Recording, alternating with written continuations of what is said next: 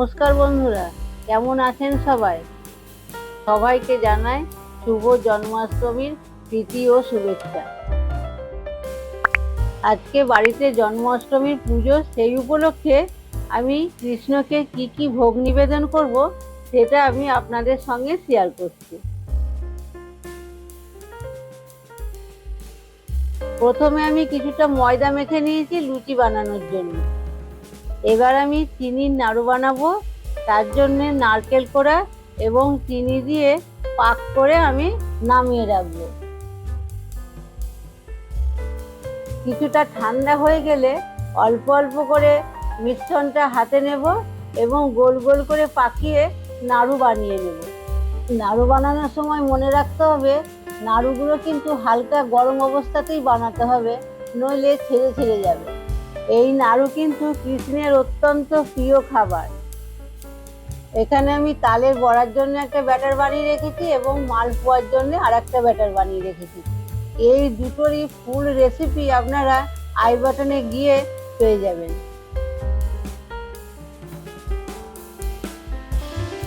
এবার আমি বানাবো তালের লুচি। তার জন্য আমি তালের পাল্প নিয়েছি। এবার আমি একটা থালা নিয়েছি, তার মধ্যে কিছুটা ময়দা নিয়ে নেব এবং তালের পাল্প দিয়ে দেব। পরিমাণ মতো নুন ও চিনি দিয়ে দেব।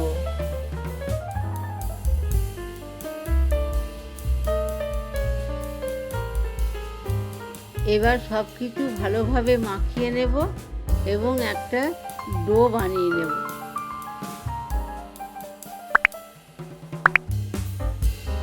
হাতে একটু সামান্য সাদা তেল দিয়ে আমি ভালোভাবে আরও কিছুক্ষণ মাখিয়ে নেব এবং তার থেকে ছোট ছোট লেচি কেটে রেখে দেব।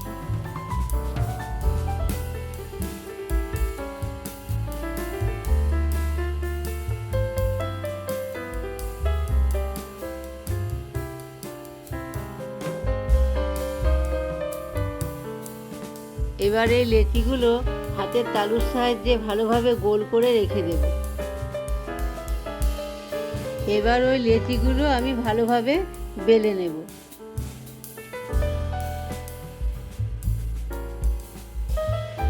কড়াইয়ে আমি কিছুটা পরিমাণ তেল দিয়েছিলাম। তেল গরম হয়ে গেলে লুচিটা ছেড়ে দিয়ে আমি ভালোভাবে ভেজে নেব। এইভাবে আমি সমস্ত লুচিগুলো ভেজে উঠিয়ে নেব। এবার আমার তালের লুচি রেডি।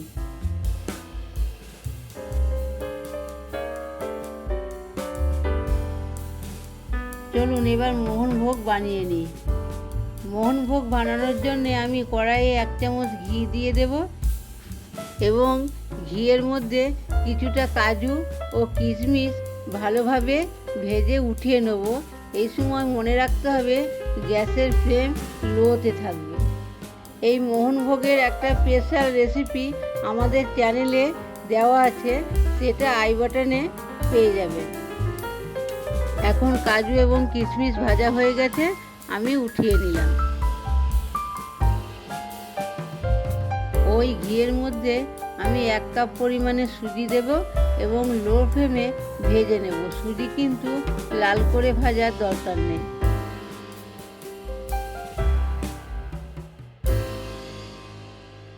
এরপর আমি আরও খানিকটা ঘি ঢেলে দেব এবং ভালোভাবে ভেজে নেব।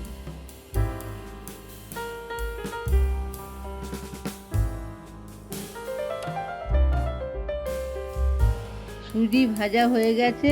এবার আমি দুধ দিয়ে দেব এবং কিছুক্ষণ ফুটতে দেব। এই সময় মাঝে মাঝে নাড়তে হবে, নইলে দলা পাকিয়ে যাবে। দুধ কিছুটা শুকিয়ে এলে আমি 1 কাপ পরিমাণে চিনি দিয়ে দেব এবং ভেজে রাখা কাজু বাদাম ও কিশমিশ দিয়ে বেশ খানিকক্ষণ নেড়ে নেব। এখন আমার মোহনভোগ রেডি। আমি এই মোহনভোগ একটা বাটিতে কৃষ্ণের জন্য তুলে রেখেছি আর একটা বাটিতে লোকনাথ বাবার জন্য তুলে ওপর থেকে কাজু আর কিশমিশ ছড়িয়ে দিয়েছি।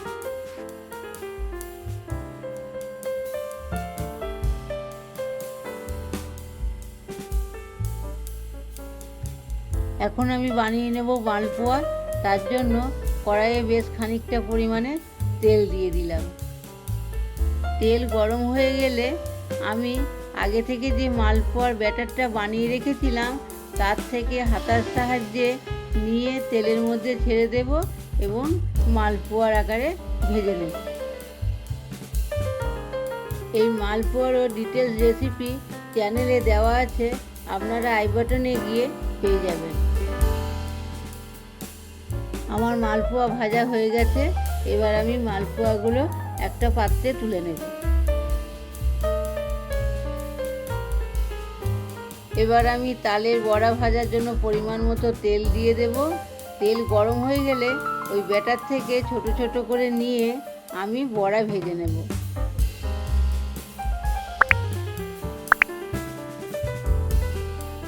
এবার লো ফ্লেমে আমি বড়াগুলো ভালোভাবে ভেজে নেব। লো ফ্লেমে ভাজলে বড়ার ভেতরটা ভালোভাবে ভাজা যায়। এই তালের বড়ারও রেসিপি আমি চ্যানেলে দিয়েছি, আপনারা আই বাটনে গিয়ে পেয়ে যাবেন। দেখুন তালের বড়াগুলো কত সুন্দর ফুলে উঠেছে। এবার আমি তালের বড়াগুলো একটা পাত্রে তুলে নেব। কৃষ্ণের কিন্তু সব থেকে প্রিয় খাবার তালের বড়া, তাই কথাতেই আছে তালের বড়া খেয়ে নন্দ নাচিতে লাগিল।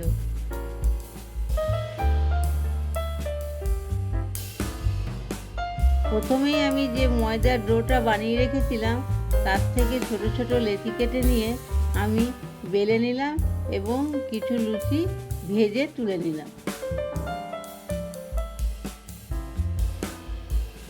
এবার আমার সমস্ত কিছু রেডি হয়ে গেছে। এগুলো আমি ঠাকুরের ভোগ হিসেবে নিবেদন করব। জন্মাষ্টমীর পুজো আমি কিভাবে করলাম সেইটা পরে আসছে, আপনারা চ্যানেলে চোখ রাখুন। সবাই ভালো থাকবেন, সুস্থ থাকবেন। দেখা হচ্ছে পরের ভিডিওতে।